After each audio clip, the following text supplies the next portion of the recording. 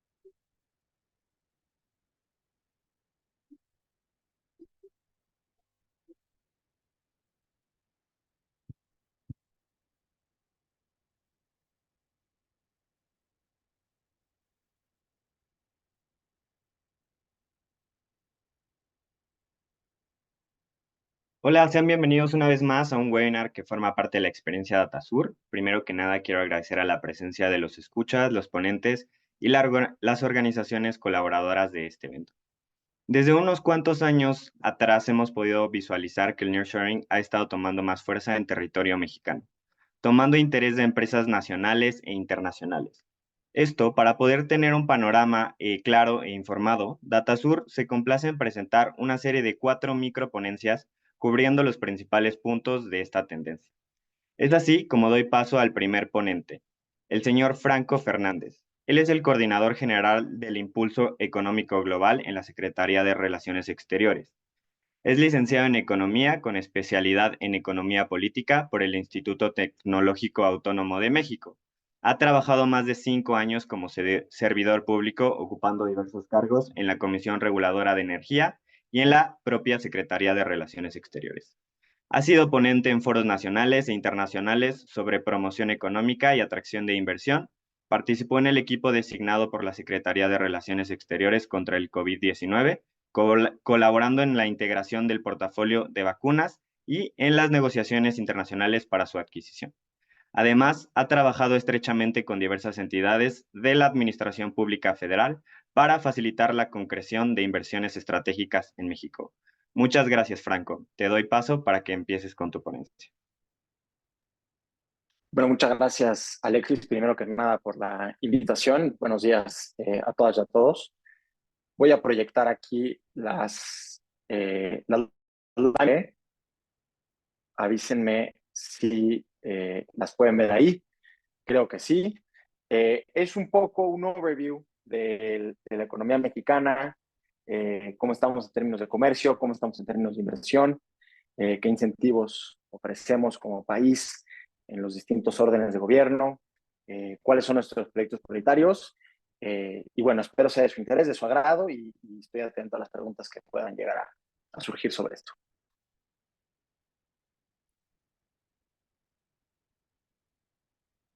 Perdón, ahí. Bueno, México. México es una economía estable. Es la decimosegunda economía más grande a nivel mundial en términos de PIB. Tuvimos un crecimiento del PIB de 2% en el primer trimestre del 2024 y este crecimiento está por encima de competidores comunes o de países que comúnmente tenían un crecimiento mayor, como Japón, Estados Unidos, Canadá, Brasil. El año pasado se crearon casi 2 millones de puestos de trabajo, lo cual se refleja en una tasa de desempleo menor al 3%. En términos tributarios, alcanzamos una recaudación máxima histórica que representa casi poco más de 14 puntos porcentuales del PIB y en 2024 incrementó todavía 3% más, sin la necesidad de nuevos impuestos. La inflación está llegando a los niveles que ocupan al Banco de México, con una política monetaria que ha sido de materia de estudio, pues no ha seguido quizá las previsiones de la Fed, pero bueno, estamos alcanzando por debajo del 5%. Luego voy a entrar en inversión, pero bueno, 36 mil millones de dólares entraron en 2023 de flujos de inversión extranjera directa y un aumento en la construcción de ingeniería pesada y civil del 60%, lo que aumenta la capacidad productiva del país en su conjunto.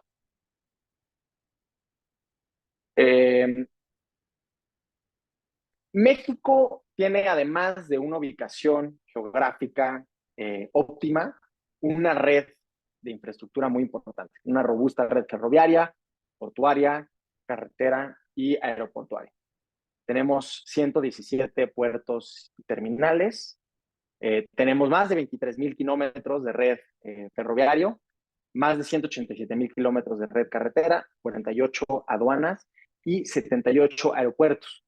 Cuando comparamos estos números con cualquier otra economía, llegamos a que México está muy por encima. Alguna vez hicimos una ponencia, por ejemplo, con Perú. Nos comentaban que Perú tiene 2,000 kilómetros de red ferroviaria. Bueno, es obvio que Perú va a tener menos red ferroviaria, más pequeño que México, pero México tiene una red muy, muy robusta, que facilita el comercio logístico, que permite que sea más fácil y de menor costo transportar los bienes de un lugar a otro. Ahora, hablando en términos económicos, México es una economía realmente abierta. Tenemos 14 tratados de libre comercio, lo cual nos brinda acceso preferencial a 50 países. Destaco abajo en la lámina, pueden ver 4 recuadros. Destaco esos 4 tratados porque son quizá los más vibrantes o los más interesantes en términos de comercio. Por supuesto, el Tratado de Libre Comercio de América del Norte, el TEMEC, que comercia 1.5 mil millones de dólares anualmente. De hecho, por minuto se comercian casi 3 millones de dólares por minuto como región. Ocupa el 16% del comercio mundial, el 17% del PIB. Y también quiero destacar el caso del Telecuem, el acuerdo global con la Unión Europea, porque es un mercado conjunto de 600 millones de habitantes. Estamos en proceso de modernizarlo y creo que es quizá el acuerdo que más apunta en términos de innovación sectorial. ¿Qué te da esta apertura comercial? Pues te pone como líder en sectores clave. Destaco aquí el de dispositivos médicos, agroalimentario, farmacéutico, de comida procesada, automotriz, metalmecánico, electrónico y aeroespacial. Y en todos ellos pueden ver la lámina numeralia sobre qué lugar ocupa México a nivel mundial o en Latinoamérica. Es muy sabido que en la automotriz somos el 4º mayor exportador a nivel mundial, pero quizá no sabían que el farmacéutico somos el 2º mercado más grande de Latinoamérica. De hecho, como vamos a ver más adelante, el sector farmacéutico y el de dispositivos médicos, que también está en la lámina, es uno de los sectores estratégicos de la política industrial que dicta la Secretaría de Economía y que por ende nosotros desde la Cancillería más evocamos nuestros esfuerzos para atraer inversión. Esta presencia en sectores clave y todos los tratados que vimos en la lámina anterior se traducen en los números que pueden ver en la parte baja de la lámina. México por tercer año consecutivo comerció $1 trillón o más. Lo hizo en 2021, 2022 y una vez más en 2023. Y las exportaciones ocupan más de la mitad de ese trillón. Somos un país superavitario, exportamos más de 600,000 millones de dólares el año pasado. Aquí me enfoco un poco en el TEMEC, porque quiero destacar las modernizaciones que se hicieron, más con miras a la revisión que viene en junio de 2026. ¿Por qué es importante el TEMEC? ¿Qué es lo nuevo que se incluyó y cómo es beneficioso para México? En el tercer bullet pueden ver que destaco el panel de controversias, un marco normativo moderno. Anteriormente, cuando había una controversia en torno al tratado, los países tenían que platicar entre ellos. No siempre existía un piso parejo, no siempre se llegaba a un acuerdo común y no siempre era bueno para México el resultado. En el TEMEC se incorpora un panel de controversias, es un panel externo, un panel que no tiene preferencia por algún país, que analiza cuáles son las preocupaciones de los países sobre un punto particular. México ha ganado ya 2 paneles sobre el Tratado de Libre Comercio que ha presentado contra Estados Unidos. El más famoso fue hace un par de años sobre reglas de origen del sector automotriz. México tenía una interpretación de las reglas de origen distinta a la de Estados Unidos. Durante el proceso del panel, Canadá se suma al lado mexicano y el panel concluye que quienes tenían la interpretación correcta son Canadá y México. La cifra que les mencionaba, un comercio de 3 millones de dólares por minuto. Y finalmente en el cuadro pongo un ejemplo de la complementación y la integración regional. Las autopartes a veces cruzan hasta 8 veces la frontera antes de completar un vehículo. Y pongo el ejemplo de este avión, el Learjet 85, se desarrolla en Canadá, manufactura en la planta que tienen en México y finalmente se ensambla en Estados Unidos. Ahora, del lado de inversión, ¿qué tenemos? Tenemos 30 acuerdos para la promoción y protección recíproca de las inversiones, APRIs. Estos 30 APRIs son con 31 países porque tenemos uno conjunto con la Unión Económica Belgo-Luxemburguesa. ¿Qué te da un APRI? Pues da piso parejo a los inversionistas internacionales frente a inversionistas nacionales. Te asegura que si cumples con el marco legal vas a tener el mismo trato que una empresa mexicana o que cualquier otra empresa internacional. Incluso prevé un mecanismo de solución de diferencias y de controversias entre inversionista-Estado. Las empresas se sienten cómodas al invertir en México cuando un APRI respalda su inversión y les brinda certidumbre y certeza jurídica. Ahora, un poco entrando en la política industrial, esas son las industrias estratégicas que la Secretaría de Economía dictó como estratégicas para la relocalización, basado en hoy cómo están y hacia futuro a dónde las queremos llevar. Ahí pueden ver en la lámina, esta es información de la Secretaría de Economía, del estudio que hizo, de cómo están las industrias y hacia dónde las queremos llevar. Entonces, si me enfoco, por ejemplo, en la agroindustria, pues es un sector que genera 9.7 del empleo a nivel nacional hoy. Somos ya el segundo exportador en el mundo de productos alimenticios a Estados Unidos. Y hay una política alimentaria, queremos brindar seguridad alimentaria a la población, pues queremos potenciar esta industria, queremos modernizarla, queremos pasar de solo generar materia prima y venderle aguacates a Estados Unidos a que México sea quien produzca el valor agregado y ya venda el guacamole empaquetado 150 veces más caro. Los demás sectores, semiconductores, electromovilidad automotriz, eléctrico, electrónico y, como les mencionaba, de dispositivos médicos, industria farmacéutica. 2 comentarios más de esta lámina. Destaco que semiconductores está aparte, aunque podría entrar dentro del eléctrico electrónico, porque forma parte del sector eléctrico electrónico. La Secretaría de Economía lo puso como una industria aparte para puntualizar la importancia que tiene este sector para México y más en la complementariedad que tenemos como región. Si bien México no va a atraer o es difícil que atraiga inversión en la parte más avanzada de semiconductores, sí hay ciertos aspectos de la cadena de valor que hemos identificado donde podemos tener muy fuerte presencia. Y el último comentario es los dispositivos médicos e industria farmacéutica.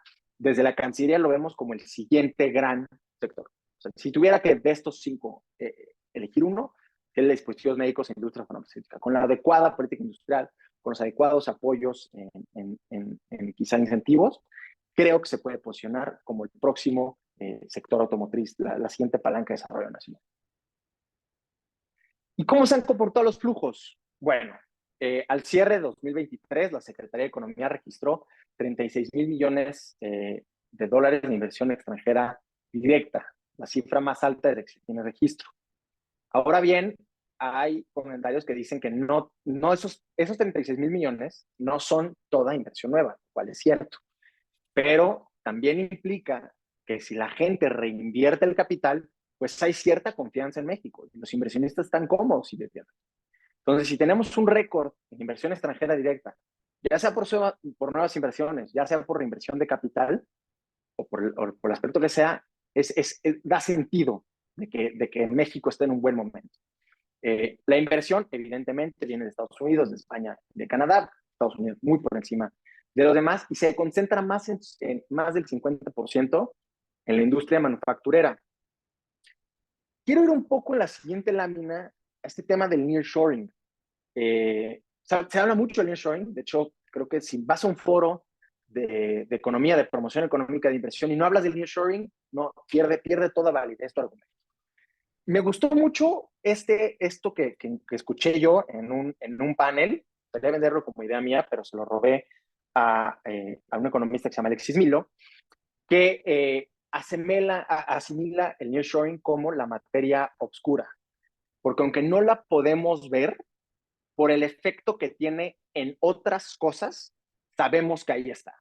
Es lo mismo con el nearshoring. No existe un índice para medir el nearshoring, porque tú no llegas con las empresas y le dices, pero te estás reubicando a causa de las disrupciones en la cadena de valor. O sea, es difícil medir el efecto nearshoring, pero el efecto que tiene en la demanda en parques industriales, los cuales están cercanos a ser en frontera norte, en los flujos de inversión extranjera, que son 36,000 millones anunciados en 2023, pero más de 100,000 anunciados en un ejercicio que hace la Secretaría de Economía a través de medios.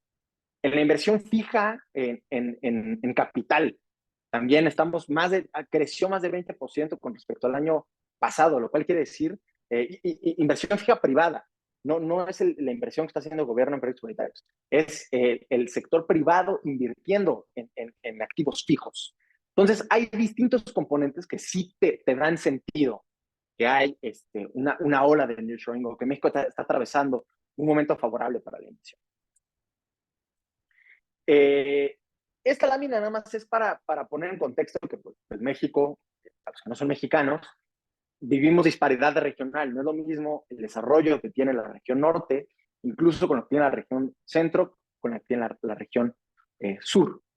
Por eso, en los proyectos prioritarios ha habido un enfoque tan claro en la región sur-sureste. Se puede hablar de 3 etapas de desarrollo. Se desarrolló el norte con la maquila, se desarrolló el Bajío con políticas industriales, el sector automotriz, el sector aeroespacial. Ahora queremos desarrollar el sur-sureste para que México tenga un crecimiento igualitario y para atacar la desigualdad.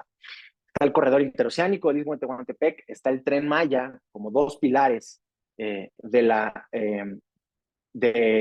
los proyectos prioritarios en México. Me voy a enfocar en 2 rápidamente, en el corredor interoceánico del Istmo de Tehuantepec y en Plan Sonora. Se me movieron aquí los slides, pero regresamos simple. Ahí está. El corredor interoceánico del Istmo de Tehuantepec es un corredor logístico multimodal que conecta México en la parte más delgada, particularmente del puerto de Coatzacoalcos a Puerto Salina Cruz, a través de 300 kilómetros de vía férrea. Las proyecciones de la Secretaría de Economía indican que este proyecto va a traer más de 50,000 millones de dólares de inversión, va a generar más de 500,000 empleos y va a representar más de 2% del PIB. Hay otros ramales, uno que va hacia Ciudad Hidalgo, eso es para conectar después con Centroamérica y también integrar productivamente a esa región. Y finalmente otro ramal que va a Dos Bocas y a Palenque para conectar con el Tren Maya. A lo largo de la vía se ubican polos de desarrollo que no son más que parques industriales con vocación industrial, pero pensados más como un ecosistema, que también incluyan la investigación, el desarrollo y a la cadena. Eso es como está compuesto el corredor interoceánico.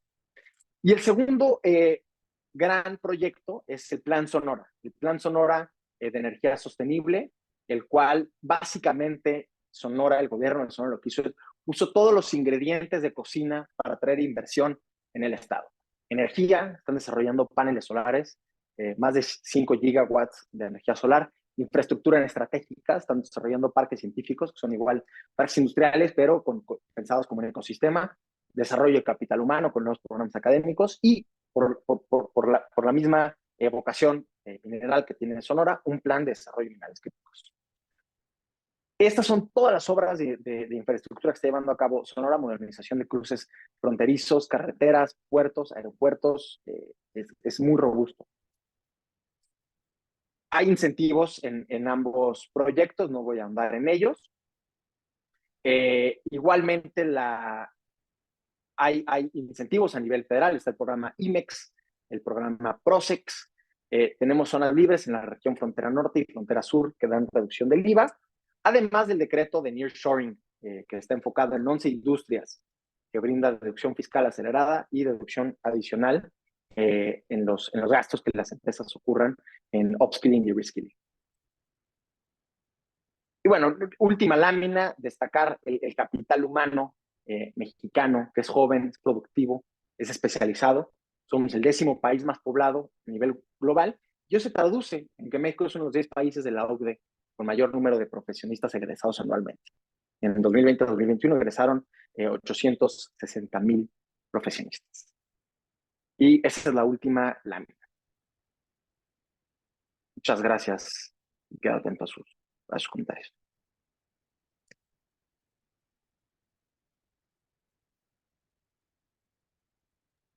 Muchísimas gracias, Franco. Les recuerdo que pueden hacer preguntas. Aquí tienen la caja de preguntas y los ponentes los van a poder contestando durante su ponencia o va a haber un espacio después de los ponentes para que puedan también hacer preguntas y respuestas, ¿vale? Igualmente me comentaron desde el equipo de marketing que está habiendo un problema con el ingreso del link. Ya se los dejé de todos modos aquí en el chat. Estoy viendo que hay poco aforo, pero de todos modos ahí les dejé el link del chat para que ustedes puedan ingresar o algunos invitados si quieren ingresar, ¿no? Bueno, y muchísimas gracias, Franco. No sé si a lo mejor haya preguntas y quieran hacerle alguna pregunta a Franco. Les recuerdo que ahí está el chat de preguntas y respuestas.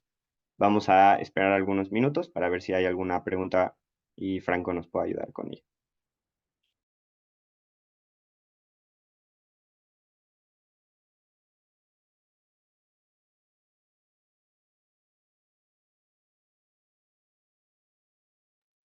Les recuerdo que justamente, bueno, ahí ya tenemos una primera pregunta. Te la leo, Franco. ¿Tienen algún catálogo de empresas para brindar soporte? No sé si esa sea pregunta para Franco. Creo que no es una pregunta para.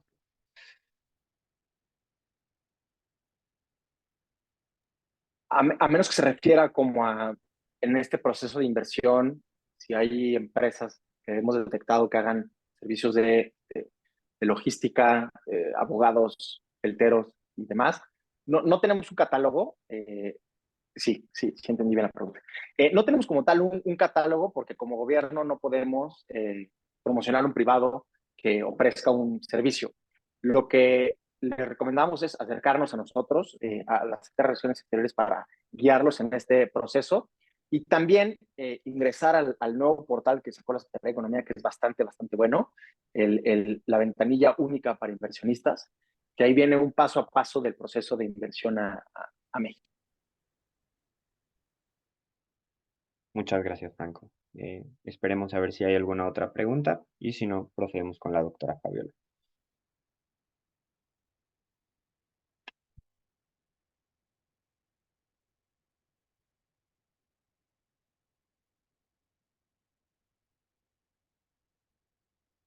Justamente ahí nos mandaron un mapa, dice, comparto el mapa del Sistema Portuario Nacional actualizado. Si lo pueden compartir, por favor, de manera económica con Franco. Gracias.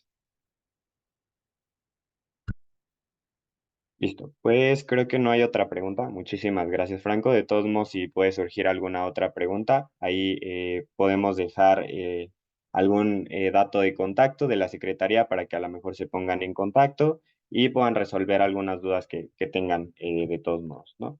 Muchísimas gracias, Sí, Franz. sobre eso, Alexis, gracias. Quisiera destacar, como bien Lorena me manda el mapa de los 103 puertos. En la lámina solo hablamos de las 36 que son asiponas, o sea, que son del gobierno federal, porque hay otras 37 que son terminales y puertos no concesionados, administraciones portuarias o que son APIs estatales. Entonces, si vieron 36 puertos en la lámina, son los 36 puertos, las 36 asiponas que coordina el gobierno federal, pero bueno, en total México tiene 103 puertos y 15 terminales. Muchas gracias, Lorena. Perfecto, muchísimas gracias. Ahí justamente, bueno, para sus preguntas y respuestas les recuerdo que está el chat, ahí pueden dejar la pregunta y la doctora Fabiola la puede ir contestando si es atingente al tema y si no, la va a poder contestar después de su plática. Bueno, y a continuación justamente tenemos a la doctora Fabiola. Ella es socia fundadora y gerente general de Asesores Estratego. De 2006 a 2011 se desempeñó como subadministrador de evaluación del Servicio de Administración Tributaria, o SAT, así como en el área contenciosa de la unidad jurídica también del mismo organismo. Con una sólida base académica y una destacada trayectoria profesional, se erige como una referente en el ámbito del derecho, la gestión empresarial y la logística internacional. Es poseedora de un doctorado en Derecho Penal y Constitucional del Instituto Nacional de Estudios Superiores en Derecho Penal, así como una maestría en Derecho Procesal Constitucional y Derechos Humanos. Ha consolidado su experiencia en la defensa de los principios legales fundamentales y además sus maestrías en logística y comercio internacional respaldan su experiencia en el rubro. Muchas gracias, doctora Fabiola. Ella a continuación nos va a hablar justamente del programa INEX. Gracias. Gracias, Alexis. Buen día a todos, me ha gustado estar presente el día de hoy. Voy a platicar adicionalmente unos temas complementarios precisamente a lo que venía comentando Franco y sobre todo abundar en lo que son los incentivos fiscales a la inversión. En México hay diferentes incentivos en diferentes niveles de gobierno. Y bueno, vamos a comentar eso el día de hoy. Denme un segundo, por favor.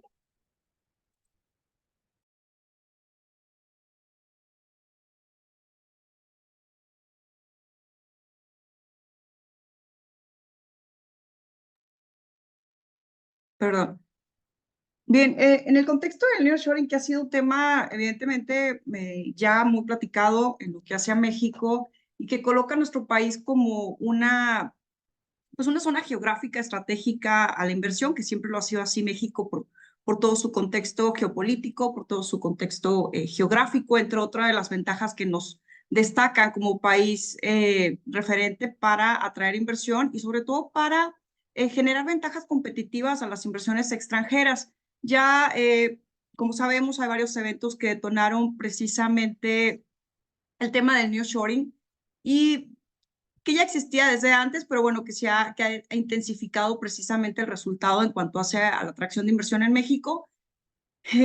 Como fueron precisamente algunos antecedentes, ya sabemos, el tema de la pandemia del COVID, el tema de la guerra comercial que se ha instaurado entre entre China y Estados Unidos, y adicionalmente, pues el conflicto bélico en Ucrania. Uno de los aspectos claves que también han reconfigurado todas estas ventajas para la inversión fue precisamente la actualización o reconfiguración del TEMEC, que precisamente se establecieron algunas directrices, algunos rubros o aspectos clave para los inversionistas, como son la actualización en reglas de origen, la protección a la propiedad intelectual, que eran factores muy importantes, sobre todo para inversionistas de Estados Unidos, y el fortalecimiento de derechos laborales, entre otros. Con esto ha habido una actualización en nuestra legislación interna que ha impactado a diferentes materias y que adicionalmente considero que impacta positivamente a la inversión extranjera.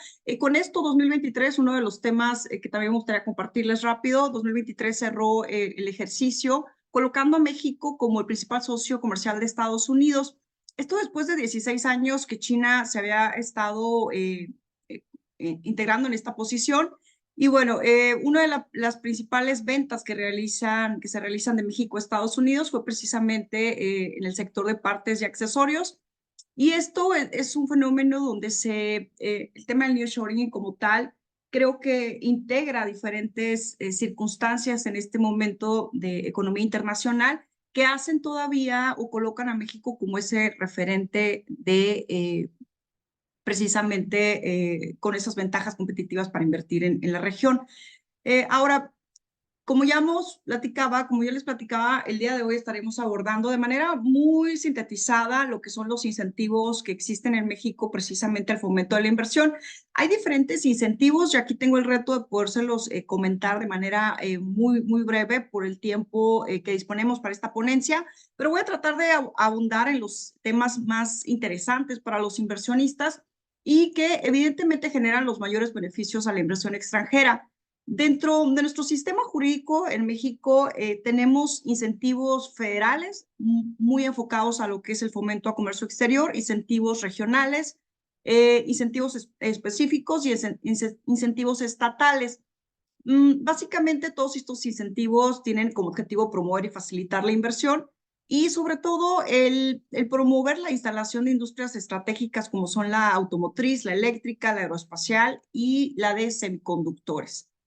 En incentivos federales, sobre todo en lo que hace al fomento de comercio exterior, ya lo platicaba Franco anteriormente, tenemos un programa que es un referente en materia de comercio exterior. Creo que sobre todo México es un país de los pioneros en esta clase de programas que otorgan beneficios que son muy importantes y que generan ventajas competitivas a las empresas que realizan importaciones y exportación. Como saben, estos programas se concentran precisamente en generar beneficios de reducción de aranceles para llevar a cabo procesos productivos o de servicios dentro de nuestro país y otorgando adicionalmente, entre otras ventajas que las vamos a estar revisando de manera rápida, pero que evidentemente generan ese traje a la medida para cualquier empresa que tenga como objetivo producir y posteriormente exportar a otro país o mercado meta. Entre los programas sectoriales se encuentra precisamente el programa IMEX y el programa PROSEC.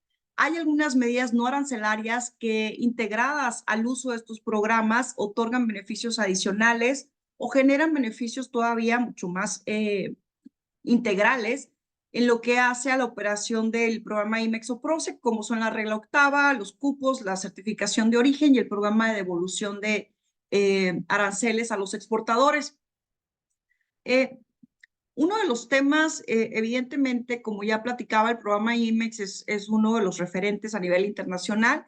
Otorga con esto la facilidad de que empresas extranjeras puedan instalarse en nuestro país para llevar a cabo procesos de servicios o procesos de servicios o de productivos y con esto generar como beneficio la posibilidad de exportar a un mercado meta, difiriendo el pago del impuesto general de importación, así como el impuesto al valor agregado con, evidentemente, la certificación de IVA, que es uno de los requisitos adicionales o que se incluyen como indispensables para operar de manera integral todos los beneficios de este programa. Ahora, en sumas palabras, lo que nos permite el programa SIGIMEX es precisamente el generar la importación de productos, de bienes, de insumos para llevar a cabo estos procesos dentro de nuestro país sin el pago de estos aranceles y pues evidentemente es un beneficio bastante atractivo para cualquier empresa extranjera. Esto aplica para personas morales que puedan ser también productoras residentes en territorio nacional o bien prestadoras de servicios como ya lo comentaba. La legislación aplicable existe desde 1989. Evidentemente, a la fecha se ha ido perfeccionando y se ha precisamente ido también flexibilizando muchos de los requisitos que existen para el programa, pero evidentemente también se facilita con esto la certeza a los inversionistas, ya que como pueden observar desde 1989 que existe la legislación, pues es un instrumento ya perfectamente definido en nuestro sistema jurídico y que evidentemente otorga esa certidumbre jurídica a cualquier inversionista. Ya comentaba también el tema de los beneficios, que de manera clave pues es esa reducción o eliminación del pago de los aranceles en la importación general, las importaciones, que precisamente se concentra a lo que es el pago del impuesto general de importación, entre otros beneficios o aspectos muy importantes para las empresas que realizan importaciones y esta clase de procesos. Adicionalmente, ya otro de los temas que abordaba es precisamente la posibilidad de aplicar un crédito del IVA, con lo cual no se estaría pagando el IVA en la importación de estos productos o insumos que se estarán llevando o integrando a procesos de servicios o de productivos. Y también otro de los temas es que a través del IMEX se elimina el pago de las cuotas compensatorias o se puede exentar las cuotas compensatorias. Hay beneficios de carácter administrativos, de carácter operativos a través precisamente del otorgamiento de la autorización en el programa. Y existen diferentes modalidades para operar en una empresa IMEX. Las más comunes son precisamente el modelo de IMEX industrial, con el cual se realizan precisamente procesos industriales o procesos de elaboración o transformación de mercancías para su posterior exportación.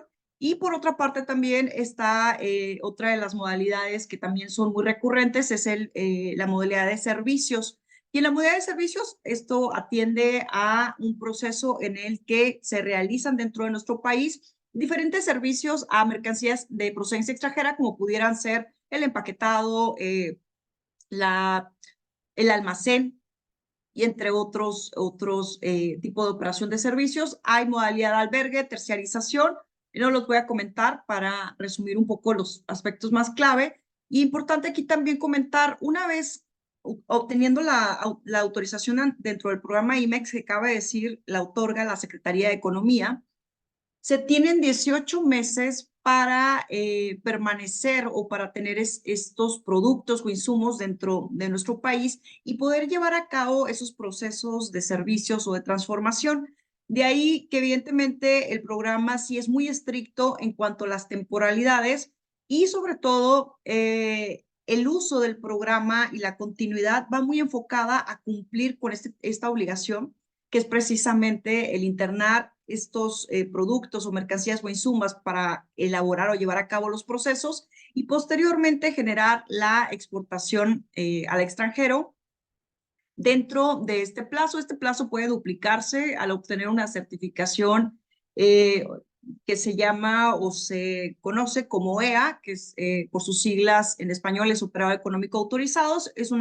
Autorizado es una certificación enfocada a la cadena, a la seguridad en la cadena de suministros.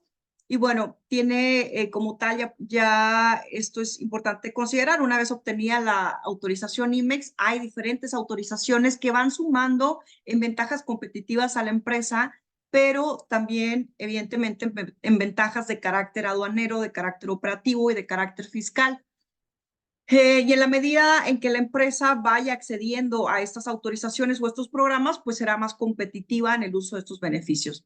Dentro de los puntos claves para el mantenimiento del programa IMEX o las obligaciones a las que estaría sujeta una empresa que se autoriza, son precisamente obligaciones de carácter formal, de control, de supervisión que realiza tanto la Secretaría de Economía, pero también ya el Servicio de Administración Tributaria a través de la Administración Desconcentrada o General, perdón, la Administración General de Auditoría de Comercio Exterior, en lo que pudieran ser eventuales auditorías para comprobar el cumplimiento de las obligaciones, que en resumidas temas se enfocan mucho precisamente a verificar que se cumplan las obligaciones formales, pero con mucho enfoque a las temporalidades, a lo que platicábamos de los 18 meses.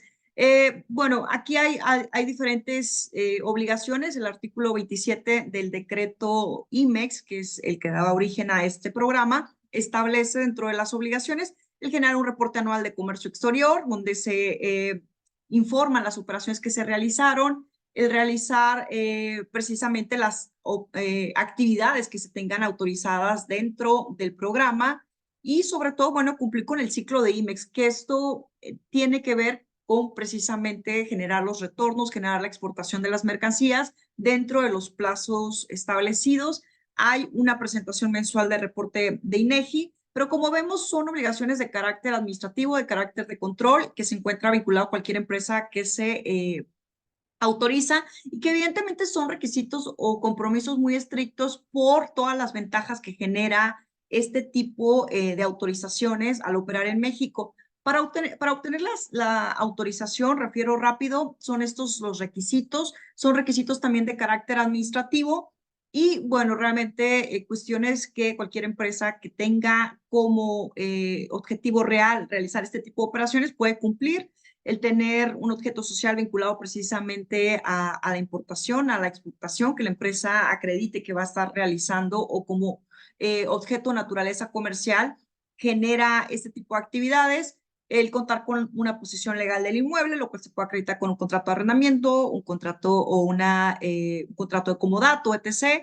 El integrar un proyecto de exportación, que básicamente con esto damos certeza que sí estaremos llevando a cabo ese ciclo IMEX de importación y posteriormente el retorno, la exportación al extranjero ya de un producto final terminado, un programa de inversión y bueno, esto también, todos estos requisitos a la fecha se certifican por un fedatario público mediante una fe de hechos. Con esto se llena una solicitud ante Secretaría de Economía y en un promedio aproximado de un mes tenemos ya una autorización para operar dentro de este programa.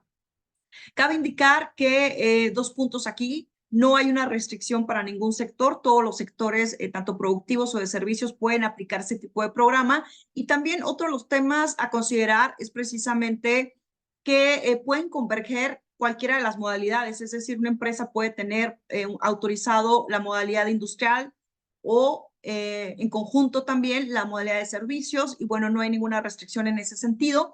En cuanto a la vigencia, el programa realmente tiene una vigencia hasta la duración de la empresa, por lo tanto no hay una vigencia definida, sino hasta que la empresa pues esté realizando ese tipo de operaciones y que evidentemente pues no sea suspendido o cancelar el programa, porque como comentaba, el mismo decreto nos establece compromisos que son claves a cumplir. Otro de los compromisos son el realizar ventas superiores a un valor de $500,000 por año, o bien que el 10% de nuestra facturación total sea enfocada a la exportación o vinculada precisamente a esos procesos de exportación. Aquí describo algunos de los sectores que más están concentrando el IMEX en México. Destaca, por supuesto, la fabricación de productos metálicos, pero también la industria de autopartes, la industria de fabricación de vehículos, etc. Este es un esquema operativo de lo que pudiera ser ya en la práctica un uso de un programa sectorial como IMEX. Y como vemos, realmente se internan desde el extranjero mercancías, insumos, materias primas para llevar en México dentro de nuestra empresa IMEX un servicio, una elaboración, reparación, cualquiera de las actividades que nos permite el programa. Posteriormente, concluido este ciclo de 18 meses, se retornan estas mercancías ya con un producto final, materializándose con una exportación. Y bueno, básicamente esto sería un esquema muy sencillo de lo que pudiera ser la operación del IMEX. Ya platicaba que para integrar todos los beneficios que nos brindan ese tipo de programa es importante considerar que hay que acceder también a la certificación de IVA-IEPS, es otra etapa adicional para el IMEX. Y bueno, hay otros de los también autorizaciones o programas que brindan mucho más ventajas. Por aquí, el número de empresas que a la fecha se encuentran autorizadas en materia de IMEX, alrededor de 6,202. Destacan estos estados que pueden visualizar en pantalla como líderes en materia de empresas IMEX. Y bueno, básicamente esto es un tema muy interesante, es muy integral el tema del programa IMEX. A la par, se incluye también como otro de los programas estratégicos para la inversión, el programa PROSEC, que este es un programa de promoción sectorial a través del cual también se brindan beneficios de carácter de reducción de aranceles para empresas que realizan procesos de manufactura en México. Y aquí en especial destacar que este programa va dirigido también a personas morales, pero a diferencia del IMEX no se solicita o no tiene como condicionante que la empresa realice un proceso de exportación. Es decir, la empresa realiza un proceso de manufactura en México o de fabricación, para efectos de distribución o comercialización en México. Pero bueno, esa es otra de las ventajas que se tiene con el PROSEC. Y aquí lo que se genera es una tasa PROSEC en lo que hace al arancel, una tasa que puede ser reducida a lo que pudiera ser un arancel normal en la importación, entre otros de los beneficios que también se incluyen por operar o tener autorizado un programa PROSEC. Aquí destacar que hay diferentes sectores a los que especialmente aplica este tipo de programas. Son 24 sectores, menciono en pantalla los más recurrentes, que son industria eléctrica, electrónica, minería, industria de maquinaria, la industria farmacéutica. Pero bueno, son alrededor de 24 sectores. Por ahí les dejamos el link para que puedan consultar todos los sectores a los que puedan aplicar. Los requisitos son muy parecidos a lo que ya comentaba al programa IMEX. Reitero, aquí no se requiere el de acreditar, el llevar a cabo un proceso de exportación, ya que no es un requisito formal para mantener precisamente la autorización PROSEC. Dentro de las medidas no arancelarias, perdón que me voy rápido porque el tiempo sé que es un poco apremiante con precisamente la organización del webinar. En medidas no arancelarias, en la regla octava ya comentaba que es un elemento adicional para poder potencializar todos los beneficios. Esta aplica precisamente para empresas con programa PROSEC y lo que nos permite al obtener esta autorización adicional de regla octava es poder importar insumos, equipos, partes, componentes bajo la partida 9802. Y con esta partida se genera un arancel del 0%, independientemente del tipo de mercancía, y da la posibilidad de integrar todo clase de insumos que se destinan a un solo proceso dentro de una sola clasificación, que sería precisamente bajo la partida 9802. Y pues evidentemente esto es un tema muy interesante para aquellas empresas que obtengan o operen bajo el programa PROSEC. Los cupos en materia de comercio exterior existen en materia para la importación y para la exportación, y básicamente a través de los cupos también se conceden beneficios de reducción de aranceles. Hay diferentes formas de poder hacer o ser autorizados con un cupo en diferentes sectores también. Y básicamente la asignación de un cupo se realiza con mecanismos o de licitación pública, adjudicación directa, con la mecánica de primero en tiempo o también precisamente primero en derecho. Y ya una vez con esta mecánica se expide el certificado cupo, con el cual se puede también disponer de una preferencia arancelaria y evidentemente el poder generar esas ventajas competitivas en el pago de impuestos. Hay alrededor de 272 cupos en México, enfocado a 177 importaciones y 95 a exportación. El certificado de origen como tal también lo destacamos como otro de los incentivos al fomento del comercio exterior, puesto que, como ya platicaba Franco, nuestro país dispone de una red muy amplia de tratados internacionales que nos dan accesos a diferentes economías, y a través del certificado de origen precisamente se puede acreditar que el producto fue fabricado dentro de nuestro país y poder disponer de esas preferencias arancelarias que, dependiendo de cada tratado que se trate, cada tratado comercial, sean disponibles por generar precisamente ese origen o acreditar ese origen de las mercancías. Hay incentivos federales y aquí son muy interesantes porque algunos se han integrado en lo que hace este sexenio, algunos están en marcha ya de manera completa, otros están en proceso. Menciono rápido lo de el corredor interoceánico del Istmo de Tehuantepec. Este es un proyecto muy estratégico del gobierno actual y busca cortar distancias comerciales, fortaleciendo precisamente las regiones de América del Norte y América Latina para lograr precisamente detonar esta zona y comercialmente también generar todo este tipo de oportunidades de integración económica a nivel mundial. Esto se pretende hacer aprovechando ya lo que son precisamente toda la infraestructura ferroviaria y optimizando también lo que es nuestros puertos, específicamente ubicados en Oaxaca y Veracruz, dentro del sistema portuario nacional. En esta zona se encuentra el puerto en Coatzacoalcos, Dos Bocas y el puerto Chiapas. Y pues evidentemente con esta iniciativa se pretende la reducción de costos de traslados. Aquí en pantalla pueden ver lo que pudiera concretizarse o lo que pudiera generar una ventaja en materia de traslados.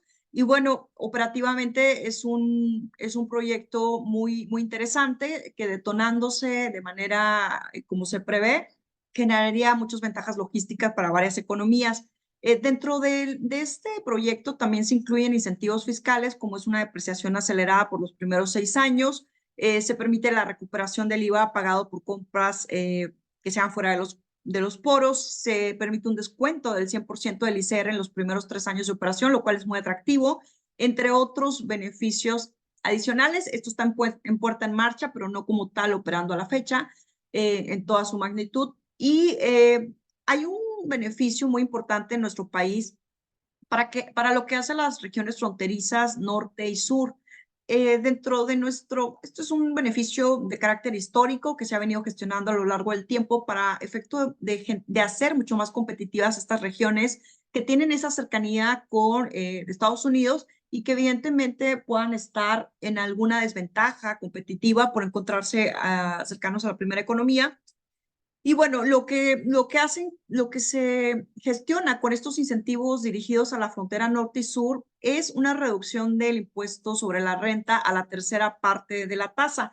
En estas regiones se paga el 20% del impuesto sobre la renta, que en promedio en los otros estados se pagaría alrededor del 30%. Y para esto, pues se debe demostrar por lo menos que los ingresos obtenidos en la región fronteriza representan al menos 90% del total de los ingresos. Aquí hay una serie de requisitos también a cumplir, pero en resumen, debemos de acreditar como empresa que somos residentes de alguna de las regiones que se incluyen en la franja fronteriza norte o sur. Otro de los beneficios que se agregan y que son de bastante valor para estas zonas es la reducción del IVA, con lo cual la tasa normal del 16% que se paga en todo el país, en frontera norte se reduce al 50% y con esto se paga una tasa del 8%.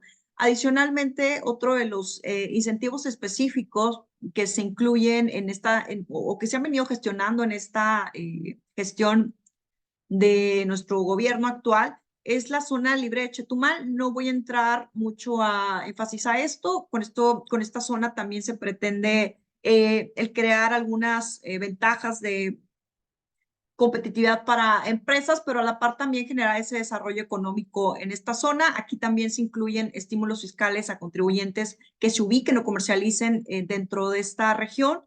Y bueno, básicamente son incentivos enfocados a la reducción de pagos de impuestos. Tenemos incentivos específicos, ya comentaba Franco también el tema del decreto del nearshoring que se publicó recientemente, hace algunos meses, en octubre del 2023, y con lo cual se otorgan beneficios adicionales a las empresas de inversión extranjeras, sobre todo muy enfocado a lo que es una deducción inmediata.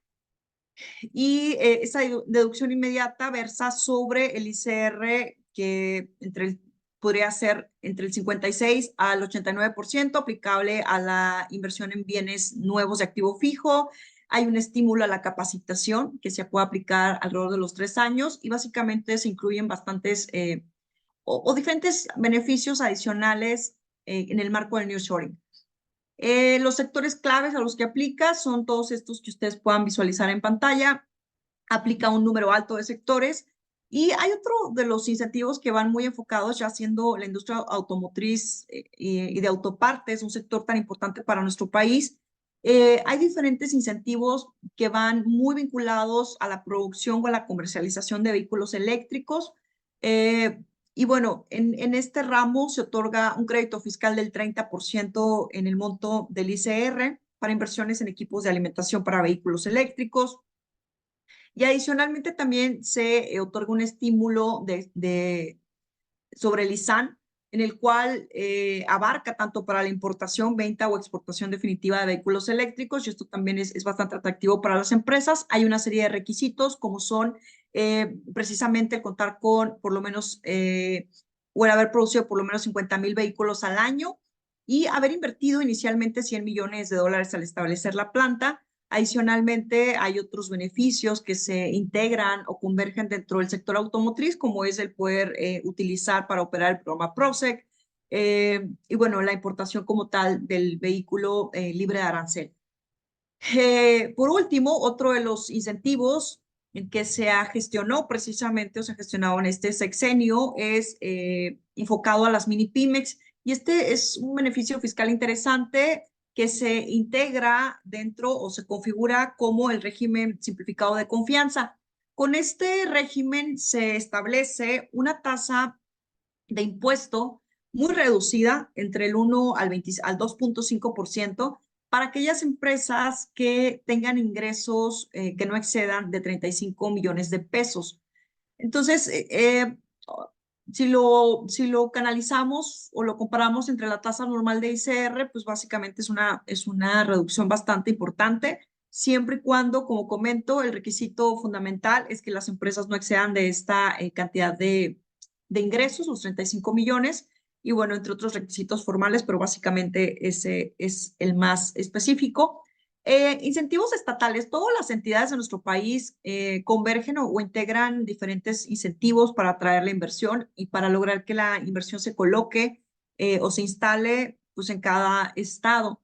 Evidentemente, pueden variar estos incentivos de acuerdo a cada legislación estatal y cada estrategia de atracción de inversión por entidad. Pero bueno, en general los incentivos aquí van enfocados a cuotas, al pago o a la reducción de derechos y contribuciones de mejora. Y esencialmente también muchos de los incentivos se enfocan a lo que son la reducción del pago del impuesto sobre nómina. En México tenemos un impuesto que se aplica a la remuneración al trabajo, que es el impuesto sobre nómina. Varía la tasa en todos los estados, es muy variante, pero bueno, muchos de los estados ofrecen incentivos para poder reducir esa carga tributaria en cuanto a este impuesto. Hay otros incentivos que se armonizan en muchas entidades, como son los incentivos para contratar personas con discapacidad de adultos mayores, y en general dependerá de cada entidad y sobre todo también de la necesidad de cada empresa y la decisión de dónde o en qué zona geográfica de nuestro país instalarse. Y esto, evidentemente, también va a depender de cuál sea su mercado meta de exportación. Entonces, pues aquí habría que hacer un análisis, sobre todo un diagnóstico, para poder confirmar cuál sería la entidad en la que pudiera ofrecerse todas esas ventajas que cada empresa extranjera está buscando para operar en México. Ya también Franco comentaba el tema de la ventanilla única para inversionistas. Esto fue una iniciativa reciente de la Secretaría de Economía. Y bueno, esto como tal no es un incentivo, pero aquí se coloca mucha de la información que puede ser del interés para los inversionistas. También se genera un modelo de acompañamiento y asesoría. Y bueno, es parte donde ustedes pueden encontrar mucha de la información de lo que hemos venido platicando. Hoy por hoy, sin duda, México se perfila como una gran opción, siempre lo ha sido, como ya platicaba, con todas las condiciones geográficas y geopolíticas. Evidentemente también con una infraestructura sólida y un sistema jurídico que otorga certidumbre a los inversionistas en el marco de todo este contexto internacional. Nuestro país, considero, es un punto estratégico todavía más para atraer la inversión y es lo que está sucediendo hoy por hoy. Los beneficios son muy amplios. Me gustaría poder abundar en todo. Seguramente habrá oportunidad posteriormente, pero bueno, en general esto es lo que integra a nuestro país como incentivos a la inversión, tanto fiscales como de fomento de comercio exterior. De mi parte sería todo. Sé que me estoy excediendo de tiempo, entonces, Alexis, por favor, si quieres iniciar con las preguntas. Perfecto, muchísimas gracias. Pues no sé si hay algunas preguntas para que podamos abordar junto con la doctora Fabiola. Les agradeceríamos que nos las puedan ir haciendo, por favor.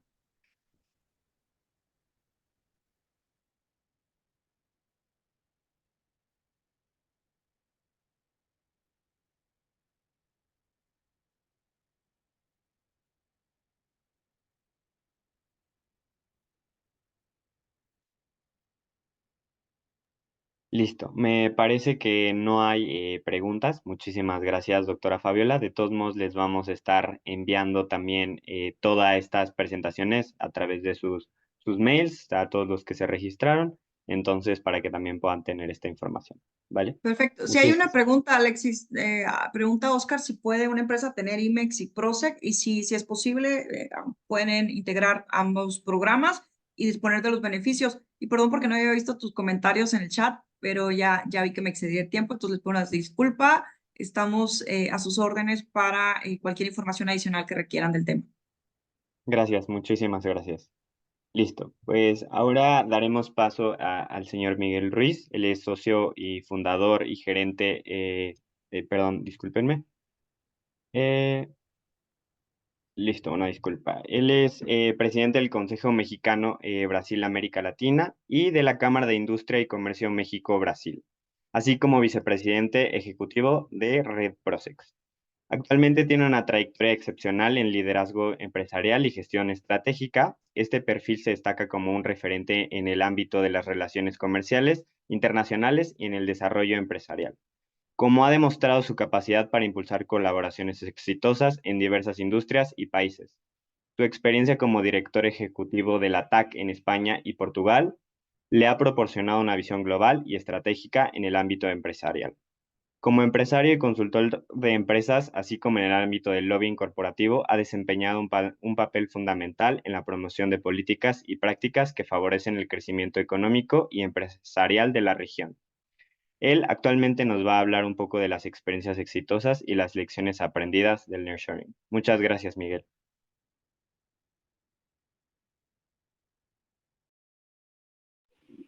Un segundo, Alexis.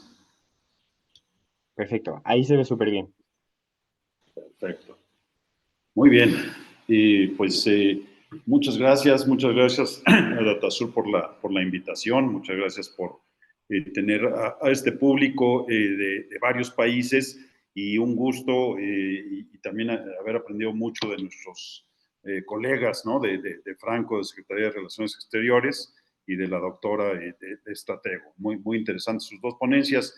Yo voy a ser más breve, voy a, por un lado, a tratar de compensar un poco ese tiempo y sobre todo para no ser reiterativo en varias de las cosas que ya se han dicho aquí, ¿no? Pero quisiera dar un poco de preámbulo, ¿no? Y creo que parte de ese preámbulo es simple y sencillamente decir el detonar del nearshoring viene dado principalmente por este gran conflicto que cada vez ahonda más entre Estados Unidos y China, ¿no? Recientemente, en los días anteriores, tuvimos una publicación en Estados Unidos de mayores aranceles, ¿no? Para muchos productos, incluyendo los vehículos eléctricos de los cuales hablaba la doctora, ¿no? ¿Qué hace esto? Que empresas ubicadas en el sector asiático, principalmente, no lo limitaría a eso, busquen establecerse en México para seguir captando ese gran mercado que al final del día sigue siendo el mercado de los Estados Unidos, Canadá, o si lo vemos como región, el TEMEC, ¿no? Entonces, ese es el gran detonador del nearshoring. Es algo que diría, sin restarle mérito a nadie, es una coincidencia de factores geopolíticos y que de alguna forma el beneficiado ha sido México en muchos sentidos. Primera inquietud sería, ¿estábamos preparados para ese nearshoring? Pienso que no, y parte de la presentación pues lo voy a tratar de enfocar justo en esos aspectos, ¿no? Cuando digo estamos preparados, no, y lo digo por varios motivos. Empezaré mencionando, y perdón por los ruidos que se meten, pero ya saben que denme un segundo aquí nada más para pasar la segunda. ¿Qué hace a México atractivo? Bueno, básicamente, aunque ya tocaron el tema, lo voy a sintetizar aquí. Uno es definitivamente esta distancia, ¿no? Hablé del conflicto geopolítico, pero también pues citar lo que ya se mencionó en algún momento dado, los problemas del COVID y la disrupción de cadenas de suministro también sumaron a que México se volviese atractivo por esta cortísima distancia que hay entre México, Estados Unidos y Canadá, ¿no? Sabemos y hemos comparado de muchos destinos que a veces una entrega sea de México hacia el norte o a la inversa del norte hacia México, pues en promedio son 5 a 7 días dependiendo del destino. Obviamente estoy hablando de Estados Unidos, principales ciudades. Y eso, si lo comparamos con cualquier otro destino, si hablamos de China, si hablamos inclusive de nuestros colegas de América Latina, que hoy voy a hablar mucho de ellos, ¿no? De Argentina o de Brasil, pues nos coloca entre, yo diría, 25 a 40 días de ventaja, cuando menos en muchos casos en tiempos de entrega. Entonces, ese es un gran factor, aunado a lo que ya decía del tema geopolítico. Otro es que México ha invertido mucho, y nos falta, y con eso no quiero que suenen las fanfarrias, se ha invertido mucho en el desarrollo de talento. ¿Qué quiero decir con esto? Regiones que todos conocemos, y aquí comparto un poco para nuestros amigos de América Latina. En México hay una región en el centro del país que aquí muy coloquialmente decimos el Bajío. Muchas veces cuando ustedes de Chile, de Perú, de Brasil, llegan a México, pues sí han escuchado de estados como Nuevo León, como Querétaro, como Guanajuato, pero nadie les dice que es el Bajío, ¿no? El Bajío son 5 o 6 estados, depende de la óptica de cada quien, que están en el centro del país, son las tierras bajas, por denominarlo de alguna forma, y son tierras que hasta hace algunos años, yo diría a lo mejor 10, 15 años, eran tierras dedicadas básicamente a la producción del campo, ¿no? A productos del sector agroindustrial. ¿Qué ha sucedido en estos 10, 15 años? Bueno, una transformación radical, porque empezaron a llegar las primeras armadoras, mucho antes del nearshoring, empezaron a llegar las primeras y grandes armadoras, principalmente americanas, ya después llegaron varias de las asiáticas, se establecieron en esta zona del Bajío y en muchos otros estados, pero una de las peticiones era necesitamos gente preparada, necesitamos mano de obra calificada, y ahí vino un detonar de universidades que crearon carreras específicas para poder cumplir las necesidades de estas empresas. Y no solo ingenieros, no solo licenciados en economía, en negocios internacionales, sino también técnicos. Es algo donde México cada vez está enfatizando más, es algo que es muy común en países ya desarrollados, ¿no? El caso de Alemania, por ejemplo, donde hay esta educación dual, donde no necesita ser un licenciado, un ingeniero, pero sí un técnico muy bien capacitado, y México está trabajando mucho en esos dos ámbitos, ¿no? Entonces, hay mano de obra calificada y accesible. Siempre debemos de buscar mejores compensaciones, pero diríamos, si lo comparamos con China nuevamente, México ahora tiene costos de mano de obra o de labor cost, como dirían, más accesibles que China, y esto ha sido también un factor de ventaja. La disponibilidad, que ya la comentamos, o sea, hay gente preparada, hay gente, sobre todo somos un país joven, y hay gente pues que puede justamente cubrir muchas de estas necesidades que demandan las nuevas industrias, ¿no? Las nuevas empresas que se están estableciendo en el país, y eso es una gran ventaja. Y otro importantísimo que ya lo tocaron, no voy a repetir, el tema de los acuerdos de libre comercio. Acuerdos de libre comercio fundamentales, ¿no? Se habló de la renegociación que viene con la Unión Europea, mucho interés en que se dé. También el tema del TEMEC, ¿no? Ya tuvimos esta revisión muy drástica durante el periodo Trump, y debemos de volver a decir, viene muy probablemente Trump de regreso, no lo sabemos, están igual que en México en proceso electoral, pero sí muchas de las medidas que Trump puso para efectos de renegociación con China beneficiaron a México en cierta dimensión, pero siempre es un esquema muy agresivo de nuestro principal socio comercial, que es Estados Unidos, y debemos estar preparados para cualquier situación. Cuando hablamos de inversión extranjera, y esto le agradezco a nuestros amigos de Invest Monterrey, que han trabajado mucho no solo en captar grandes inversiones, sino en desarrollar algunas de estas informaciones, y este es un cuadro muy esencial de cómo nos fue el año pasado, ¿no? Justo ayer o antier me preguntaba alguien cómo se compara, y digo, agradeciendo a Alexis la presentación que hizo, mucha de la información que hoy les voy a compartir es muy vinculada entre México, Brasil y, por supuesto, nuestros socios del TEMEC. Pero decía yo que mucha de la información que voy a compartir va a tener algún vínculo con Brasil, que es uno de los países que mejor conozco en términos de comercio e inversión, y algunas de las referencias las vamos a estar citando aquí. Comento esto porque, si bien vemos aquí la inversión, sigue siendo primordialmente Estados Unidos nuestro socio principal, Canadá el tercero, y ya el resto una mezcla. Sorprende, y muchos de ustedes dirán Argentina que tiene pues una serie de situaciones complejas por el tema de inflación y todos los cambios macroeconómicos que el nuevo presidente está estableciendo. Sí, es un gran inversionista en México, y mucho tiene que ver con las plantas que tiene Ternium, este gran grupo ítalo-argentino, ubicado en varias partes de la República, pero muy fuerte en el norte del país. Ternium está invirtiendo mucho, igual que otra acelera que ahorita voy a hablar de ejemplo, justamente porque están encontrando un gran potencial para hacer negocios, ¿no? Entonces, el mix de inversiones está más o menos diversificado de esa forma. Siguen siendo nuestros socios de Norteamérica digamos, entre los 3 primeros lugares. Después se vuelve ciertos países de Asia y Europa. Y la única excepción en este caso es Argentina por ese gran proyecto de Ternium y algunos otros que están desarrollando. Importante, y cuando decía que iba a comparar con Brasil, les decía que me preguntaban hace algunos días que México estaba rompiendo récords. Y digo, sí, por supuesto, México tradicionalmente andábamos en niveles de menos de 20 mil millones de dólares de inversión y en este año 2023 hablamos de 36 mil millones de inversión aproximadamente, ¿no?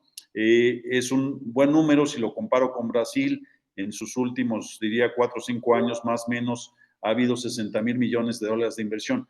¿Qué quiero decir con esto? Es provocar a nuestros amigos, tanto el sector privado de México, que hoy en su mayoría nos acompañan, provocar a los amigos de América Latina que nos acompañan y por supuesto de Brasil, a decir, hay todavía mucho por hacer. Si bien ha crecido radicalmente la inversión extranjera basados en este fenómeno del nearshoring, nos faltan muchas cosas por hacer que voy a tratar de sintetizar más adelante.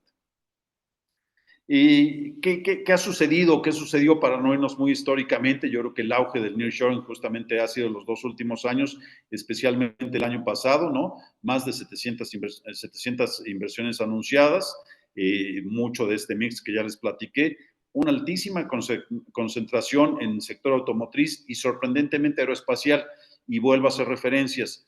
En automotriz, México cuenta con varios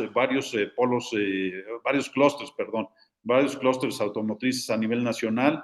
Es, como decimos en otros eventos, es la joya de la corona, ¿no? Porque es, digamos, que el sector que más genera oportunidades de negocio, primero con las armadoras y luego con los diferentes tiers que se van estableciendo para poder suministrar a las armadoras. Y más ahora con la regla de origen del TEME, que pues tiene que haber un grado de integración mucho mayor, ¿no? Entonces, por eso están creciendo mucho las inversiones automotrices y aeroespaciales. No es coincidencia. Aeroespacial, México ha creado entre 9 a 10 clústeres, y aquí vuelvo a comparar con Brasil. Brasil solo tiene un clúster. Es un clúster que está ubicado en San José dos Campos, en el estado de Sao Paulo. Nosotros tenemos en Monterrey, 2 en Baja California, uno en el Bajío, otro en Querétaro, Yucatán, si mal no recuerdo, acaba de arrancar, Hidalgo acaban de arrancar, Estado de México acaban de arrancar. Tenemos, yo diría, entre 9 a 10 clústeres aeroespaciales. ¿Y por qué este crecimiento? Bueno, un factor muy esencial es que estamos pegados al país que aún sigue siendo el mayor consumidor de productos de este sector aeroespacial, y por supuesto no solo uno de los mayores consumidores, sino también uno de los 3 principales productores a nivel mundial, ¿no?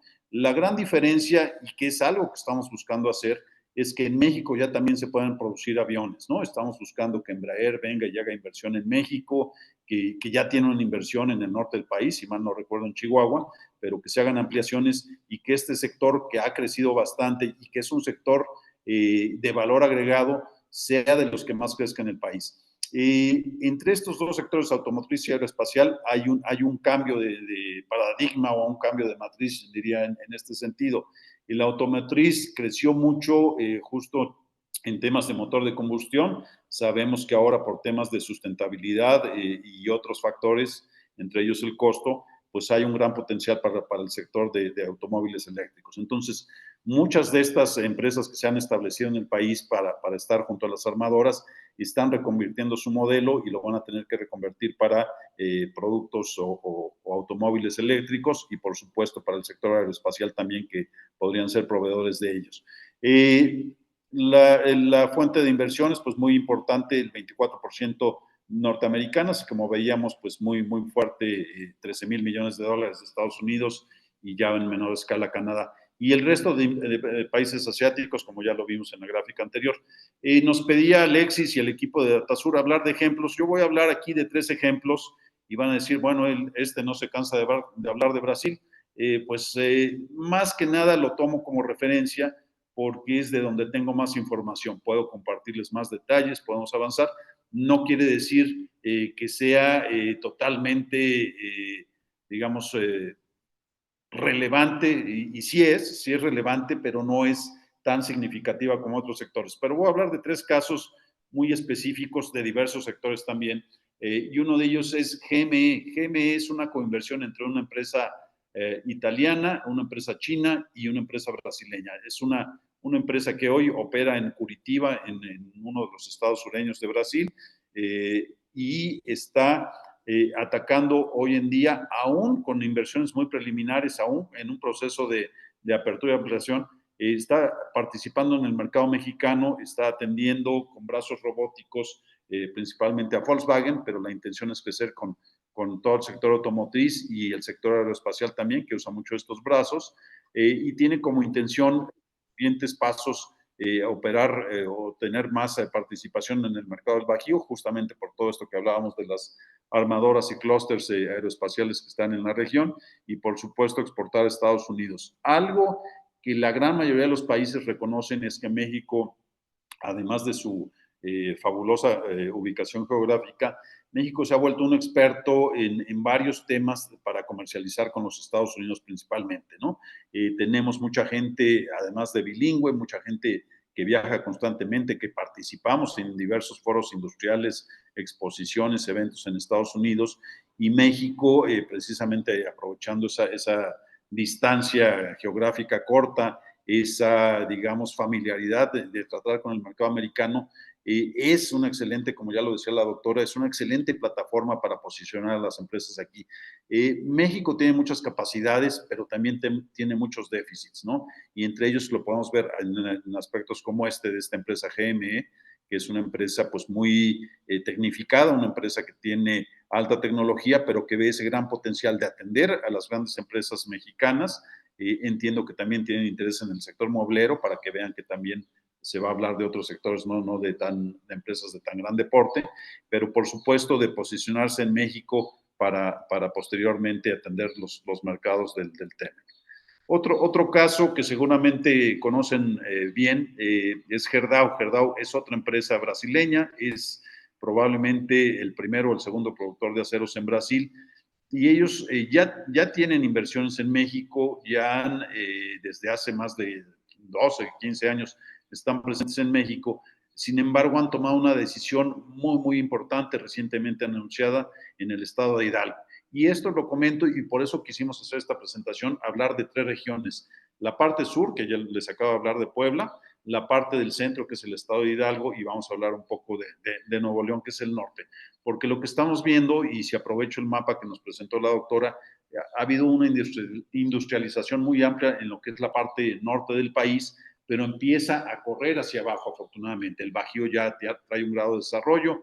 Digamos que Ciudad de México y Estado de México, 2 entidades que tenían tenían y tienen una gran actividad de producción y exportadora, y están sumándose a esta gran cadena y empiezan a encontrar oportunidades. Gerdau decide entonces hacer esta inversión por $600 millones para fortalecer su presencia, y otra vez se ven beneficiados con estos recientes anuncios de ayer o antier, si mal no recuerdo, de más aranceles a los aceros chinos, entre otros productos, ¿no? Entonces, esta inversión va a beneficiarse de esto, y van a atender sectores que en México están creciendo mucho, ¿no? El sector automotriz, el electrodomésticos y construcción, que también después de algunos años de pausa por la pandemia, está empezando a retomar su boom, sobre todo en el sector de construcción industrial, ¿no? El gran crecimiento de parques industriales a nivel nacional, el gran crecimiento de naves industriales.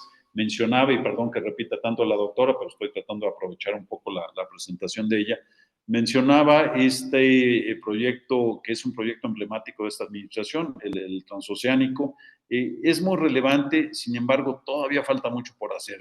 Es algo donde sí hay un gran potencial, pero hay que trabajarlo más, hay que pedirle a la gente de Secretaría de Economía, Secretaría de Relaciones Exteriores, que aceleremos el paso, porque nosotros nos hemos tardado prácticamente toda esta administración en hablar de ese proyecto, y Panamá recientemente acaba de anunciar que van a hacer ahora un paso, un paralelo al canal. Como ustedes saben, hay escasez de agua y lo van a hacer en un cortísimo plazo. Entonces tenemos que acelerar todos estos procesos para que justamente la economía que está creciendo y que depende mucho, depende más de un 75% del comercio exterior, siga teniendo esta atracción de inversiones, siga teniendo esta generación de oportunidades de empleos mejor pagados y calificados, y siga generando oportunidades no solo para empresas mexicanas y no solo para empresas de gran porte americanas o europeas o asiáticas, sino creemos y enfatizamos mucho en AJR, en Red Procex, que es la oportunidad de América Latina, es la oportunidad de que hay muchos insumos, y aquí me refiero a Chile, me refiero a Perú, me refiero a Brasil, me refiero a Argentina. Hay muchos productos que podemos integrar de manera conjunta y posicionarnos muy bien para desplazar parte de esos flujos asiáticos que tradicionalmente son los que tenían este mercado. Me voy a la última referencia y la dejé al final porque esta es importantísima y es muy interesante. BEC, otra empresa brasileña, y como les dije, enfaticé los tres ejemplos porque es de donde más información tengo, pero también porque son diferentes los ámbitos y mercados.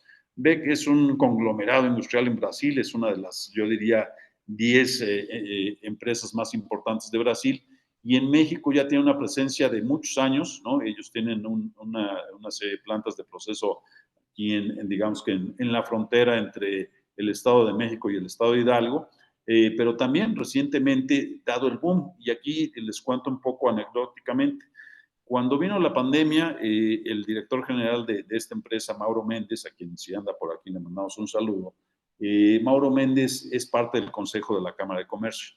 Y recuerdo en los desayunos que hacemos, Mauro iba muy preocupado porque decía, no me está llegando el acero de Europa, de Europa, de Asia.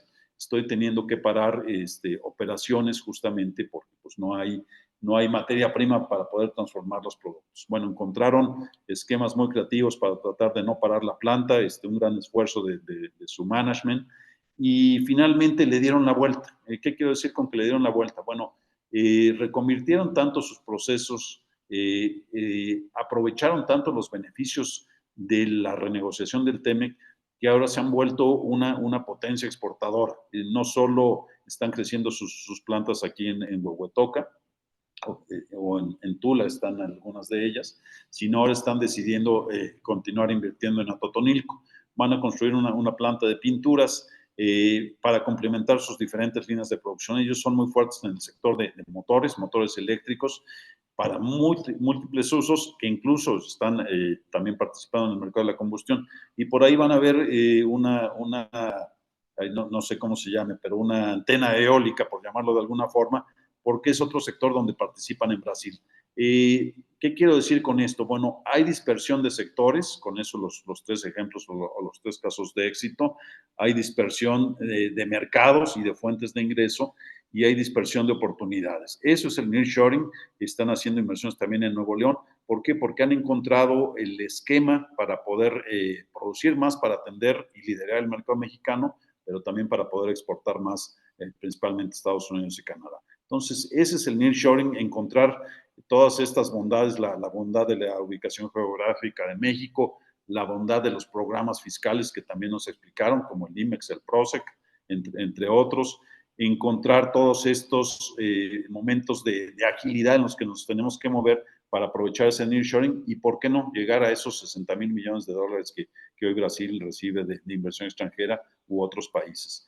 Me voy a otros puntos ya para concluir conclusiones. Y ya lo decía al principio, todo esto es un aspecto coyuntural, debería de ser más planeado, pero tenemos que aprovechar ese beneficio que nos ha dado este conflicto, que se sigue ahondando para bien de México, y no porque esté invitando a crear conflictos, pero es un conflicto comercial que ha redundado en mejores resultados para México en términos de crecimiento de sus negocios. Lo otro que creo, y seguiremos insistiendo, en México, a pesar de los grandes esfuerzos que ha hecho el Secretario de Relaciones Exteriores y algunos esfuerzos de Secretaría de Economía, no tenemos un ente promotor, ¿no? Y lo digo, tuvimos un evento muy importante en el mes de marzo en Puebla, e invitamos a dos entidades, a dos países a participar con nosotros. Invitamos a Israel y a ProChile. Cuando está presentando la gente de ProChile dentro de su PowerPoint o PDF, lo primero que aparece es 50 años de ProChile. ¿Qué quiero decir con esto? Bueno, en México los cambios radicales que hemos tenido en estas administraciones o en esta última administración nos dejan sin un organismo promotor y captador de inversiones, que creo que si existiera pudiera ayudar a que estas inversiones llegaran más asertivamente y de forma más ágil. Ha habido esfuerzos, mencionaba yo al inicio de la presentación, ha habido esfuerzos de algunos estados, ¿no? En Nuevo León, por ejemplo, con Invest Monterrey, la gente de Guanajuato con COFOSE y algunos otros esfuerzos, pero esto se diluye. Entonces necesitamos tener alguien, un organismo, y sé que hay un par de entidades que se han creado con este propósito, pero no han tenido ese impacto. Entonces nos falta tener un acelerador, si le podemos llamar de esta forma, para poder captar con mejor velocidad, atender con mejores resultados y mejor información a nuestros inversionistas extranjeros y por supuesto también a los nacionales, ¿no? No hay que descuidar al inversionista nacional. Otro aspecto que estamos viendo con este boom es muchos de los estados del norte pues ya están saturados en cuanto a los parques industriales, sí están corriendo a alta velocidad para crear nuevos parques industriales, pero hay temas como es la energía y el suministro de agua que se vuelven factores fundamentales para que el nearshoring pueda llegar a buen término. Y otra cosa que nos hace mucha falta es la modernización radical de las aduanas.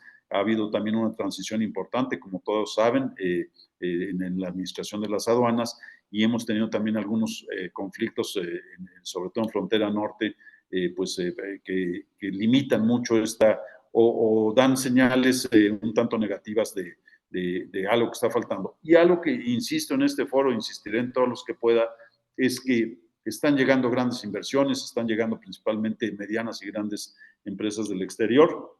Algunas empresas mexicanas están reafirmando sus inversiones y también creciendo y reinvirtiendo utilidades, pero nos falta integrar las pymes, ¿no? Nos falta pedirles a los secretarios de desarrollo de los estados que en cada negociación de una nueva empresa que viene a invertir, llámese donde se llame, Tabasco, Querétaro, Coahuila, Baja California, se inserte una cláusula donde se pida la integración de las pymes mexicanas para ser proveedores. De nada nos sirve que venga una inversión extranjera, se establezca en México, traiga todos los insumos del exterior y las pymes no estén insertadas en esto. Recuerden que 95% de las empresas de este país son empresas de pequeño y mediano porte y es muy importante tenerlas involucradas en este gran proceso de nearshoring. Con eso concluyo, nada más dejamos ahí nuestros datos de contacto y le agradezco a Nahum que me apoyó en hacer toda esta información y quedamos a sus órdenes, Alexis, por si alguna inquietud y por supuesto agradecerle a nuestros visitantes del día de hoy de México y de América Latina y de donde estén. Y gracias a los presentadores anteriores también. Gracias. Muchísimas gracias, Miguel. No sé si a lo mejor haya ahí alguna pregunta que deseen hacerle. Les agradecería que nos la dejen en el chat o en la sección de preguntas y respuestas.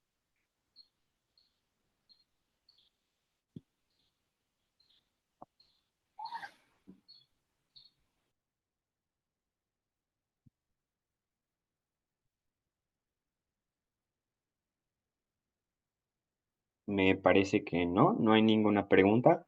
Nuevamente, muchísimas gracias, Miguel. Fue una excelente plática. Nos da un panorama de lo que ya está pasando.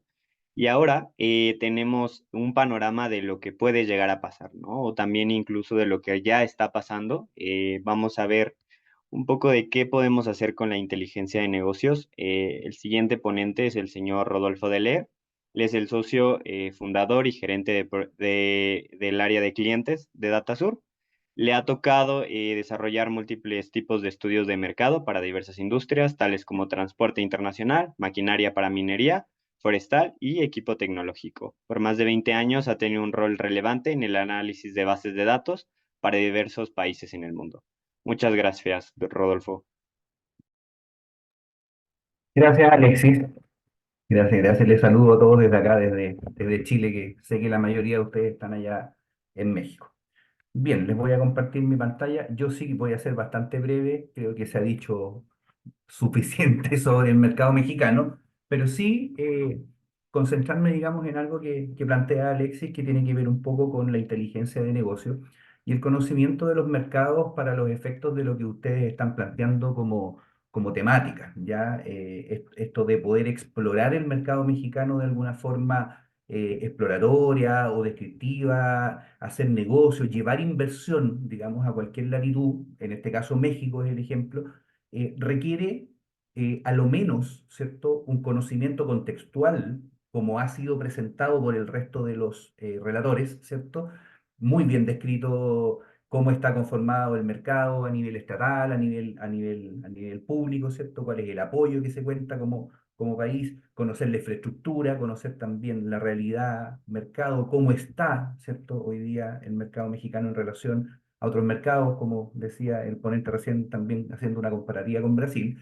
Pero desde la vereda nuestra como DataSur, junto con agradecerles a todos la participación en este seminario muy interesante para la toma de decisiones, efectivamente DataSur también aporta algo que es muy relevante a la hora de investigar un mercado, en este caso mexicano o el país que sea, desde la prisma de levantamiento o análisis, más allá del contexto, sino que al detalle de un mercado en particular, ¿ya? Y desde esa perspectiva, Datasur es una plataforma que, digamos, coloca a disposición de sus usuarios datos de los movimientos de importaciones y exportaciones que hacen las empresas, no tan solo en México, sino que en distintas latitudes del mundo, con mucho énfasis, digamos, en Latinoamérica. ¿Y qué es lo que permite eso? Ya el acceso a esta información permite la toma de decisiones informadas, el conocimiento del mercado, la exploración de quiénes son los participantes de un mercado en particular, para obviamente esta decisión de invertir, no invertir, mover, no mover, digamos, la producción hacia otra latitud, en este caso, por ejemplo, al mercado mexicano. Entonces, desde una plataforma como DataSur, donde se cuentan con datos de movimientos de importaciones y exportaciones, se pueden hacer inferencias respecto al mercado, haciendo consultas sobre datos relacionados a estos movimientos para poder ver a lujo de detalle qué es lo que hace cada empresa en particular en un rubro o en un segmento en específico. Solo a modo de ejemplificación, yo acá en la plataforma hice, digamos, una consulta sobre las importaciones, por ejemplo, del mercado de llantas neumáticas para automóviles. Es un ejemplo, como pudiera ser de cualquier otro rubro, donde, por ejemplo, puedo ver principalmente cuáles son los productos más importados en México, en este segmento de mercado, con la descripción del código arancelario, rankeado obviamente en valor dólar de mayor a menor, qué porcentaje del mercado representa cada código arancelario en particular, tanto en dólares como en pesos mexicanos, y con eso de cierta manera tener como una pequeña radiografía del mercado. Los análisis también de mercado no solo se basan en productos, sino que también en los orígenes, ¿ya? O en la bilateralidad entre los países respecto al comercio exterior, y así también a nivel de los participantes del mercado. Entonces, por ejemplo, el mercado de neumáticos o llantas neumáticas para automóviles nuevos en México está compuesto, por ejemplo, en un 55% de la oferta por productos chinos, ya seguido en un 9% por Brasil, Japón, Corea, etcétera. Entonces, a eso se refiere, digamos, con el poder dimensionar de cierta manera un mercado antes de explorarlo, antes de entenderlo, antes de negociar o antes digamos, interactuar con aquel país. Uno puede mirar los datos de las importaciones de cada uno de los productos que han sido importados, vuelvo a insistir, no solo a México, sino que a distintos países de Latinoamérica. Esto aplica para cualquier mercado donde uno quiera hacer una investigación, por ejemplo, ver a qué precio se está importando un producto, desde qué orígenes se está trayendo, en qué volumen se está trayendo, etcétera. Y para volver a la gráfica, digamos, anterior que estaba haciendo, finalmente, por ejemplo, poder conocer quiénes son los participantes de ese mercado y en qué envergadura. Por ejemplo, volviendo al ejemplo de las llantas neumáticas, ahí aparece perfectamente que el primer importador de este producto en México representa el 15% de las operaciones, seguido por el segundo con un 10% de las importaciones. Entonces, ahí finalmente uno puede explorar, digamos, el mercado, conocerlo un poco, digamos, en su dimensión. Existen también herramientas que apoyan un poco el conocimiento de un mercado a nivel global o a nivel general, un poco más estadístico, no tanto al menudeo de lo que significa, por ejemplo, explorar un mercado como el mercado automotriz, como el mercado de la minería o la exportación mexicana de partes y piezas de vehículos o de automóviles o de electrodomésticos, etcétera, detalle que se puede lograr con los datos. Por ejemplo, existen también algunas herramientas que son un poco más globales, ¿ya? Por ejemplo, hay una aplicación dentro de DataSur que se llama Data América, que permite también tener un poquito más bien el contexto general país, de qué envergadura de país estamos hablando, cuánto es la población, cuántos son los millones que se importan aproximadamente anuales, cuál es el PIB que tienen, que son datos muy relevantes a la hora de tener que tomar la decisión de explorar un mercado para entrar a competir o, digamos, para ser proveedor o cliente finalmente de una empresa mexicana.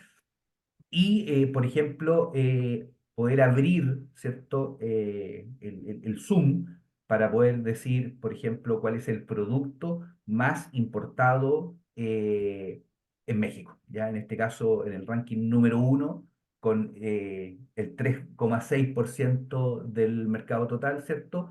Está este producto que es un código arancelario específico, que son, digamos, unidades de proceso o UPS, ¿cierto? Como maquinaria, gas natural, digamos, ahí sale expresamente cuánto el país importa en total, no en el menudeo, digamos, del detalle de una sola empresa, sino que en total cuánto México importa desde cada uno de los orígenes, o un ranking, por ejemplo, de los top mayores importadores, exportadores mexicanos, o los productos más importados, exportados, y cuáles son los principales orígenes y destinos.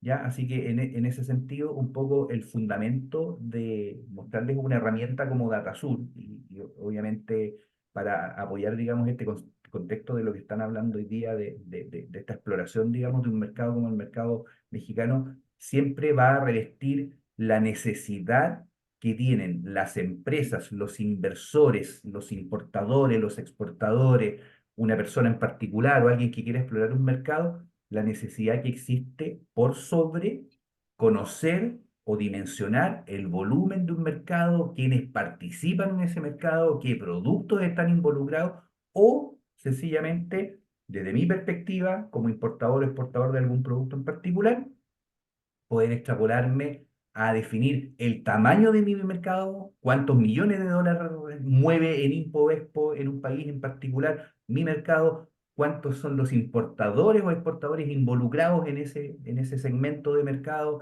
en qué ranking estoy yo, en qué ranking está mi vecino, en qué ranking está mi competencia, o finalmente al nivel de, por ejemplo, si yo tengo un proveedor mexicano de mis productos, yo estoy en Chile, por ejemplo, o yo soy el exportador para un mexicano que es el consignatario de mis exportaciones, también, por ejemplo, saber en qué lugar está él dentro de un mercado. Bueno, como además también ser una herramienta de muy alta decisión, ser una herramienta de negociación, ya que conocer datos, ¿cierto? Involucrados respecto a, por ejemplo, a qué precio mueve cada importador sus productos, es una tremenda herramienta de negociación a la hora de tener que, ¿cierto?, negociar con esta empresa precios, volúmenes, etcétera. Así que eso, creo que se dijo bastante con los relatores anteriores. Así que Alexis, igual te agradezco la oportunidad. No sé si alguien quiere hacer alguna pregunta o si hay alguna pregunta en el chat, ahí estamos para poder contestar. Listo. Muchísimas gracias, Rodolfo. De todos modos, nosotros les vamos a justamente estar enviando las presentaciones a través del correo y también, obviamente, si alguno tiene interés en alguno de los servicios de los ponentes, ya sea de AJR, igualmente de Stratego, incluso de Datasur, les vamos a estar enviando información adicional y algunos pequeños descuentos para que ustedes puedan adquirir estos servicios, ¿verdad? Excelente. Y bueno, nuevamente agradezco a todos los ponentes. De todos modos, si hay alguna pregunta más, aún tenemos algún tiempo, pero me parece que no hay ninguna pregunta adicional para Rodolfo. Y si es así, entonces estaríamos cerrando oficialmente el webinar. Muchas gracias a todos por su asistencia, igualmente gracias a los ponentes. El video va a estar en YouTube por si lo quieren compartir o igualmente ver de nuevo. Muchas gracias, se los vamos a estar también compartiendo por mail. Gracias por su asistencia. Excelente tarde y buen resto de semana.